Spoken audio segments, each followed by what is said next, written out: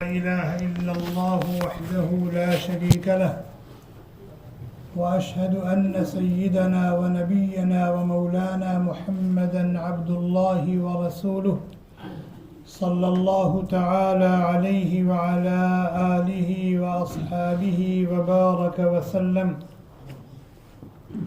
أما بعد، أعوذ بالله من الشيطان الرجيم. بسم الله الرحمن الرحيم. وسارعوا إلى مغفرة من ربكم وجنة عرضها السماوات والأرض أعدت للمتقين. عن محمد بن مسلمة الأنصاري رضي الله عنه قال: قال رسول الله صلى الله عليه وسلم: إن لربكم في أيام دهركم نفحات فتعرضوا لها لعله أن يصيبكم نفحة منها فلا تشقون بعدها أبدا. رواه الترمذي. وعن أسامة بن زيد رضي الله عنه قال: قلت يا رسول الله لم أرك تصوم شهرا من الشهور كما تصوم من شعبان. قال: ذلك شهر يغفل الناس عنه بين رجب ورمضان، وهو شهر ترفع الأعمال إلى رب العالمين، فأحب أن يرفع عملي وأنا صائم. رواه الترمذي والنسائي، أو كما قال النبي صلی اللہ علیہ وسلم.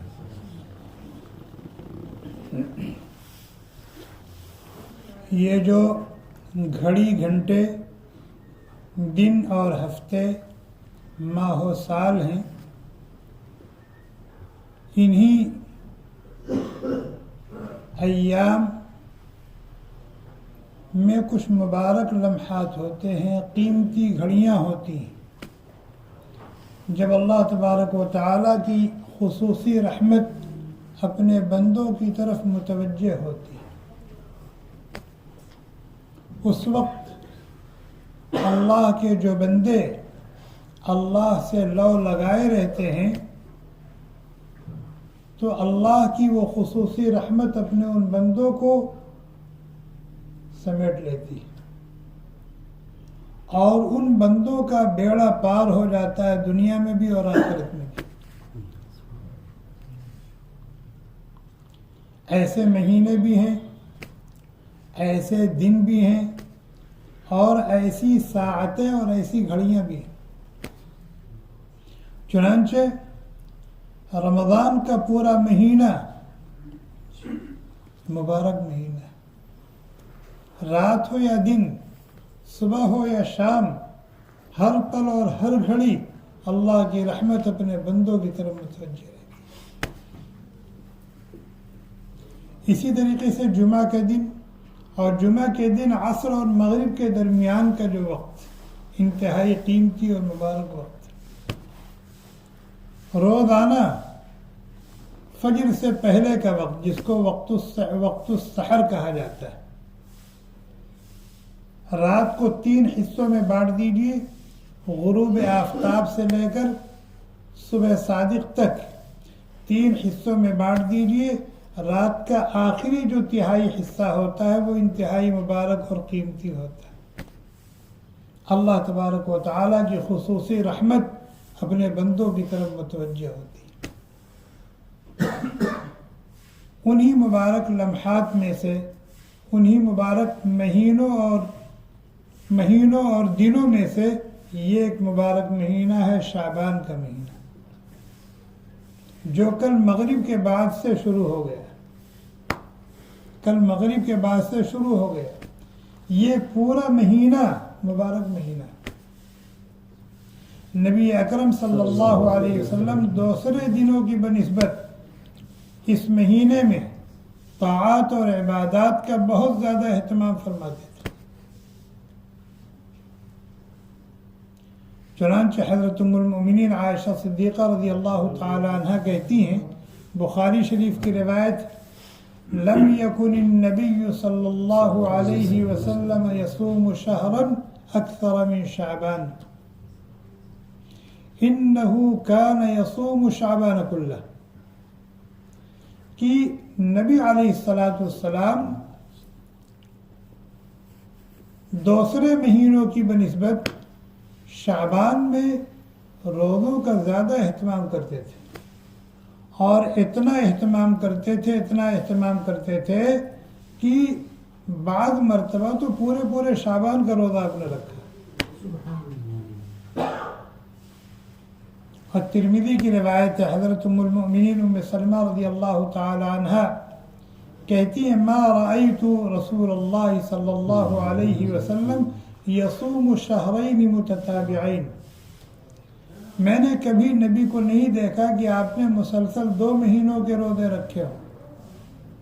ہاں یہ دیکھا ہے کہ شعبان اور رمضان 2 مہینوں کے روزے مسلسل رکھے، یعنی رمضان کا روزہ تو ہر مسلمان کو رکھنا ہے، فرض ہے، لیکن آپ جس طرح سے رمضان کا پورا روزہ رکھتے تھے اسی طرح سے شعبان کا بھی پورا روزہ رکھتے تھے۔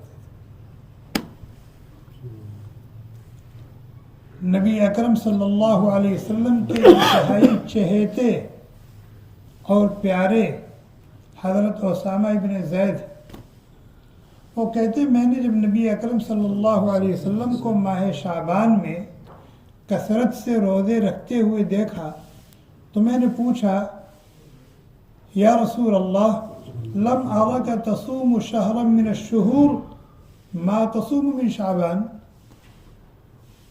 کہ جتنی کثرت سے اور جتنے اہتمام سے آپ ماہ شعبان میں روزے رکھتے ہیں دوسرے مہینوں میں نے آپ کو اتنے اہتمام سے اتنا زیادہ روزہ رکھتے ہوئے نہیں دیکھا۔ کوئی خاص وجہ؟ اللہ کے نبی علیہ السلام نے 2 وجہ بیان فرمائی۔ فرمایا ذالک شہر یغفل الناس عنہ بین رجب و رمضان، یہ رجب اور رمضان کے درمیان کا مہینہ شعبان ہے، عام طور پر لوگ اس کو غفلت میں گزار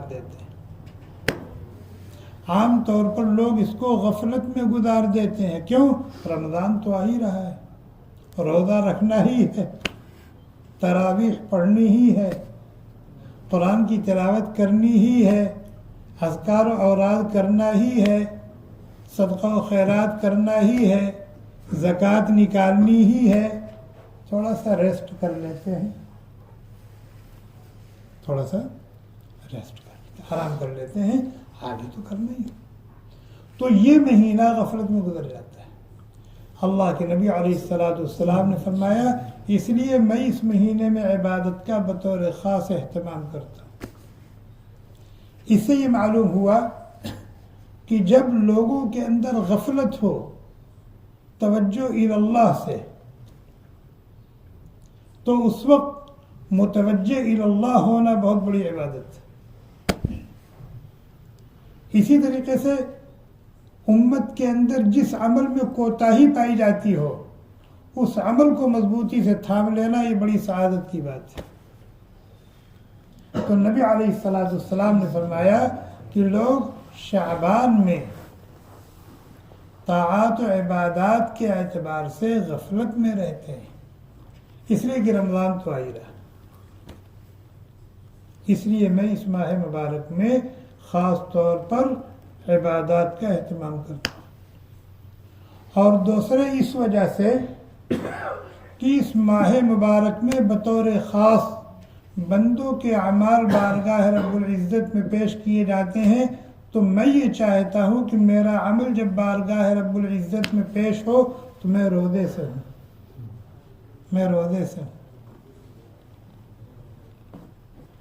اگر کسی کا عمل بارگاہ رب العزت میں پیش ہوا اور پھر اللہ تعالیٰ نے دیکھا کہ میرا بندہ اس وقت روزے سے ہے، اس وقت نماز پڑھ رہا ہے، اس وقت مجھ سے لو لگائے ہوئے ہے، تو پیار آئے گا نہیں آئے گا؟ اللہ کی رحمت اس پر جھپٹے گی نہیں جھپٹے گی؟ تو اللہ کے نبی علیہ السلام نے فرمایا چونکہ اس ماہ مبارک میں بندوں کے اعمال بطور خاص بارگاہ رب العزت میں پیش کیے جاتے ہیں، اس لیے میں یہ چاہتا ہوں کہ جب میرا نام عمل اللہ کی بارگاہ میں پیش ہو تو میں روزے سے ہوں، اور صرف روزوں کا اہتمام آپ نہیں فرماتے تھے، دوسری اور طاعات و عبادات کا بھی دوسرے مہینوں کی بنسبت زیادہ اہتمام فرماتے۔ تو ہمیں کیا کرنا چاہیے؟ ظاہر ہے ہمیں تو پورے مہینے کے روزے نہیں رکھنے، نہ ہم رکھ سکتے ہیں، نہ رکھ سکتے اور نہ رکھنے ہیں۔ کیوں؟ اسی کہ اگر شعبان کے روزے ہم نے رکھ لیے نا تو رمضان میں روزہ رکھنے کے قابل رہیں گے؟ رمضان کا روزہ رکھنے کے بعد شوال کے 6 روزے رکھنے مشکل ہو جاتے ہیں۔ تو اگر شعبان میں ہم نے پورا روزہ رکھا نبی کی اتباع کی حرص میں، تو پھر رمضان میں ہم روزہ رکھنے کے قابل نہیں رہیں گے۔ لیکن کچھ تو کچھ کرنا چاہیے۔ مثلا اگر کسی کا معمول ہے دوسرے مہینوں میں ہر ہفتے 2 روزہ رکھنے کا، یوم الاثنین یوم الخمیس کا روزہ رکھنے کا معمول ہے اس کا، تو وہ شعبان میں بھی اپنے معمول کے مطابق روزہ رکھے گا، تو پورے مہینے میں تو ویسے ہی اس کے 8 روزے ہو جائیں گے۔ تو نبی کی اتباع کی حرص میں 2-4 روزے اور بڑھا دے، ہو جائے گا نا۔ اسی طریقے سے جن لوگوں کا معمول دوسرے مہینوں میں نفلی روزہ رکھنے کا نہیں ہے، تو وہ اس ماہ مبارک میں نبی کی اتباع کے جذبے سے ایک ترتیب بنا لے روزہ رکھنے کی، کچھ نفلی روزہ، مثلا پیر اور خمیس کا روزہ رکھ لے، پیر کے دن روزہ رکھ لے، جمعرات کے دن روزہ رکھ لے۔ اور اگر یہ سوال ہو کہ بھئی طلبہ ہیں، پڑھنے والے، پڑھائی کا دن ہے، ڈیوٹی کرنے والے ہیں، روزہ رکھ کے ڈیوٹی کرنا مشکل ہے، تو جمعہ اور سنیچر چھٹی کا دن ہوتا ہے، جمعہ اور سنیچر کو روزہ رکھ لیں۔ اور اگر 2 دن مشکل ہے تو چلو 1 دن رکھ لیں۔ اگر صرف سنیچر ہی کو رکھ لیں گے تو ابھی 4 روزہ ہو جائے گا، کہاں کچھ نہیں اور کہاں 4 روزہ۔ اور جذبہ کیا ہے؟ نبی کا اتباع، رمضان کی تیاری۔ تو کچھ تو کرنا چاہیے تاکہ ہمارا یہ شعبان کا مہینہ دوسرے مہینوں سے الگ اور ممتاز ہو۔ اور کچھ روزہ رمضان سے پہلے اگر ہم رکھ لیں گے تو اس کا ایک فائدہ یہ بھی ہوگا کہ ایک تو روزہ رکھنے کی ہلکی پھلکی مشق ہو جائے گی، دوسرے روزہ رکھنے میں لذت محسوس ہوتی ہے، 1-2 دن 3 دن تھوڑا سا دشواری ہوتی ہے، اس کے بعد مزہ آنے لگتا ہے۔ 1-2 دن 3 دن 4 دن تھوڑا سا دشواری ہوتی ہے، مشقت ہوتی ہے، اس کے بعد مزہ آنے لگتا ہے۔ 1-2 دن 3 دن 4 دن تہجد کے لیے اٹھیں گے، بھاری لگے گا، لیکن جب تھوڑا سا پابندی کریں گے نا، پھر اٹھے بغیر تہجد پڑھے بغیر سکون نہیں رہے گا، مزہ آ رہا ہے، لذت مل رہی ہے۔ تو اگر ہم نے تھوڑا سا روزہ رکھ لیا اس جذبے سے کہ رمضان آ رہا ہے، رمضان میں اللہ کا یہ حکم ہماری طرف متوجہ ہوگا اور یہ حکم ہمیں پورا کرنا ہے، تو ہم تھوڑا سا بھی سے اس کی مشق کر لیتے ہیں۔ تو جب رمضان میں آدمی پہلا روزہ رکھے گا تو اس کو مشقت نہیں ہوگی، دشواری نہیں ہوگی۔ تو اس جذبے سے بھی کچھ روزے رمضان میں رکھتے ہیں۔ ایک تو یہ ہو گیا۔ دوسرے ماہ رمضان المبارک میں جیسے اللہ کا ایک حکم ہے روزہ رکھنے کا، ایسے اللہ کا ایک حکم ہے تراویح پڑھنے کا۔ اب جو آدمی دوسرے مہینوں میں بڑی مشکل سے کھینچ تان کر کے فرائض پڑھ لیتا ہے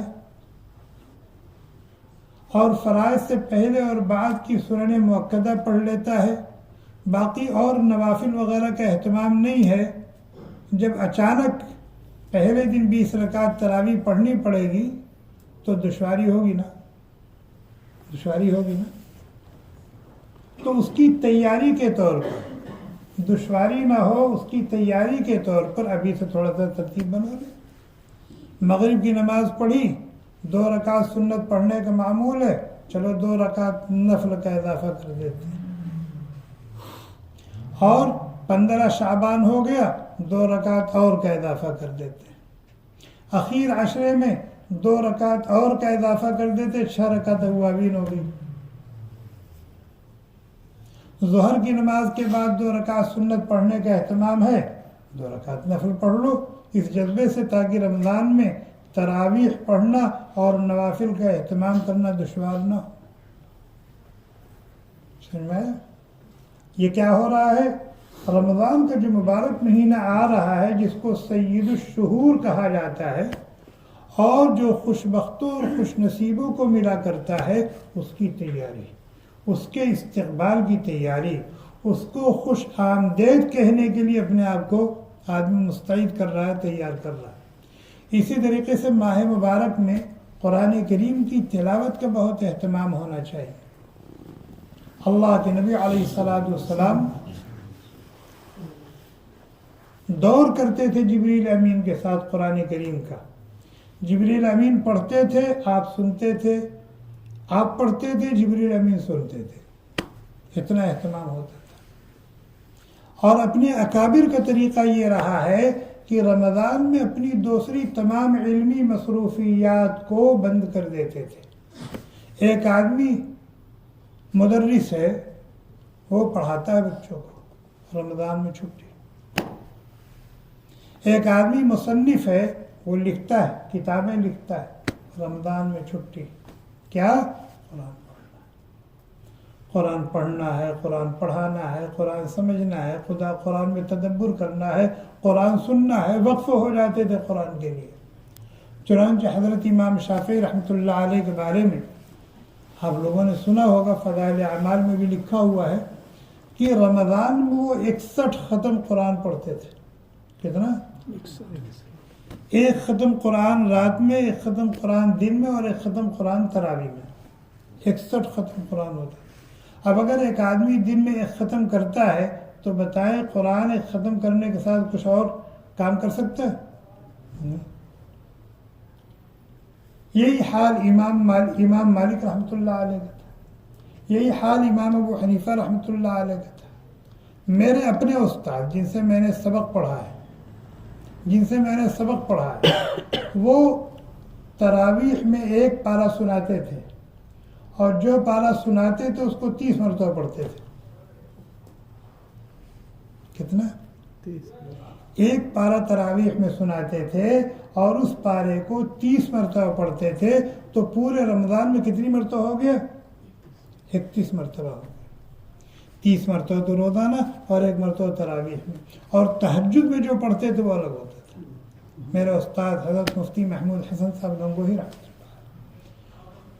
تو یہ بتانے کا مطلب یہ ہے کہ رمضان جس طرح شہر الصیام ہے، روزہ رکھنے کا مہینہ ہے، شہر القیام ہے، تراویح پڑھنے کا مہینہ ہے، اسی طریقے سے یہ شہر القرآن بھی ہے، قرآن کی تلاوت، قرآن پڑھنے اور سننے کا مہینہ ہے۔ اب ایک آدمی گزشتہ 11 مہینوں میں کبھی اس نے قرآن نہیں کھولا، اب رمضان میں اگر قرآن لے کے بیٹھے گا تو پڑھ پائے گا؟ نہیں پڑھ پائے گا، چونکہ عادت نہیں ہے نا، فوراً نیند آنا شروع ہو جائے گی، جھولنا شروع کرے گا، یا کم از کم سر میں درد شروع ہو جائے گا، چلو پھر عصر بعد پڑھ لیں گے، عصر بعد پھر وہی کیفیت، چلو پھر بعد میں پڑھ لیں گے، نہیں پڑھ پاتا۔ جبکہ قرآن کریم کو کم از کم 1 مرتبہ سننا یا پڑھنا رمضان میں یہ اس کا حق ہے، یہ حق ہے اس کا۔ تو اگر غیر رمضان میں ہمارا تلاوت کا معمول نہیں رہا ہے تو ہم ابھی سے اس جذبے سے تلاوت کا معمول بنائیں، تاکہ رمضان میں ہم 1 2 ختم 3 ختم قرآن کریم پڑھ سکیں، تلاوت کر سکیں۔ آدھا پارہ پڑھ لیں، 1 ہفتے کے بعد 2 صفحہ اور بڑھا دیں، 1 ہفتے کے بعد 2 صفحہ اور بڑھا دیں۔ کوشش یہ کریں کہ شعبان ختم ہوتے ہوتے 1 پارہ سوا پارہ تلاوت کی عادت ہماری ہو جائے، اور پھر رمضان میں روزانہ 1.5 پارہ پڑھنے کی کوشش کریں، تاکہ رمضان میں ہمارا قرآن مکمل ہو جائے۔ اب آپ کہیں گے کہ 30 پارہ ہے، 30 دن ہے رمضان میں، تو 1.5 پارہ پڑھنے کی ضرورت ہے، 1 پارہ پڑھنا چاہیے۔ کسی دن آپ بیمار ہو گئے نہیں تلاوت کر سکے تو ناغہ ہوگا نا، پھر قرآن کیسے مکمل ہو؟ کوئی عذر پیش آ گیا، کوئی مصروفیت آ گئی جس کی وجہ سے اس دن آپ تلاوت نہیں کر سکے تو پھر قرآن پورا نہیں ہوگا نا۔ اس لیے 1.5 پارہ پڑھنے کا معمول بنائیں۔ اگر روزانہ آپ نے 1.5 پارہ تلاوت کی تو سوا قرآن ہو جائے گا۔ اور اگر کسی کا تلاوت کا معمول ہے، میری مسجد میں الحمدللہ ایسے ایسے لوگ ہیں جن کو دیکھ کر کے رشک آتا ہے، اور میں ان کو اپنے دل میں عاشق القرآن کہتا ہوں، عاشق القرآن، کہ جہاں تھوڑا سا موقع ملا قرآن لے کے بیٹھ گئے، جہاں تھوڑا سا موقع ملا قرآن لے کے بیٹھ گئے۔ اور ظاہر یہ وہی کرے گا جس کو قرآن سے تعلق ہے، لگاؤ ہے، محبت ہے، عشق ہے، وہی کرے گا نا۔ تو جن لوگوں کا معمول ہے قرآن کریم کی تلاوت کا اور پورے سال وہ تلاوت کرتے ہیں، تو رمضان کی تیاری کے طور پر وہ تھوڑا سا تلاوت میں اضافہ کرتے۔ اگر 1 پارہ کرتے تھے تو سوا پارہ کر دے، 1.5 پارہ کر دے، 1.5 پارہ کرتے تھے 2 پارہ کر دے، تاکہ اللہ تعالیٰ کو پیار آئے کہ دیکھو میرا بندہ رمضان کو قیمتی بنانے کے لیے، رمضان کی خیرات و برکات سے اپنی جھولیوں کو بھرنے کے لیے ابھی سے لگا ہوا ہے، ابھی سے اس کی پریکٹس کر رہا ہے، ابھی سے اس کی تیاری کر رہا ہے۔ اسی طریقے سے رمضان کا مہینہ صدقات و خیرات کا مہینہ ہے۔ عام طور پر مسلمان زکوٰۃ نکالنے کے لیے جو تاریخ مقرر کرتے ہیں وہ رمضان کی کرتے ہیں، اور صرف زکوٰۃ نہیں نکالنا چاہیے، جیسے صرف فرض نمازوں پر اکتفا نہیں کرنا چاہیے بلکہ سنن اور نوافل کا بھی اہتمام کرنا چاہیے۔